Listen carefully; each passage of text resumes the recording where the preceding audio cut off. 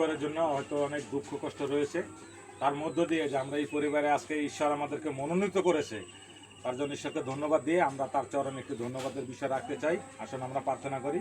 পবিত্র পবিত্র বাহিনী সদাপ্রভু পিতা, আমি তোমাকে ধন্যবাদ দিই, তোমার গৌরব করি, তোমার প্রশংসা করি। আমাদের শত ব্যস্ততার মধ্যে দিয়ে পিতা এই সুযোগটি আমাদেরকে করে দিয়েছো পিতা, তার জন্য তোমাকে ধন্যবাদ দিই পিতা।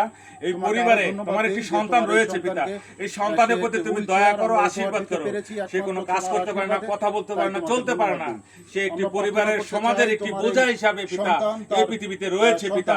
তুমি এই জীবনে কি রেখেছো, কি পরিকল্পনা করেছো পিতা আমরা জানি না পিতা। তুমি এই সন্তানের প্রতি দয়া করো, তোমার সেই ক্ষত হস্ত এই সন্তানের প্রতি বাড়িয়ে দাও পিতা। এরা যেন সমাজের বোঝা না হয়, এরা জানি পিতা তোমার নাম জানতে পারে এবং কথা বলতে পারে, চলতে পারে পিতা। তুমি তাদেরকে সেই আশীর্বাদ দান করো, তুমি তাদেরকে দয়া করো পিতা।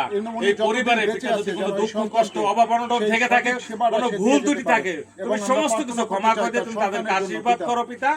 এই পরিবারের জন্য আমরা তোমার কাছে বিনয় করি পিতা, তোমার নাম জেনে আমরা বিস্তার করতে পারি। যিশুর নামে সমস্ত দুর্বলতাকে ধৌত করি, পিতা পুত্র পবিত্র আত্মার নামে সমস্ত দুর্বলতাকে ধৌত করি, পিতা পুত্র পবিত্র আত্মার নামে। হালেলুয়া, নেম অফ জিসাস, যিশুর নামে এই প্রার্থনা একমাত্র কুশল পুনরুত্থিত খ্রিস্ট তোমারই নামে চাই, আমেন।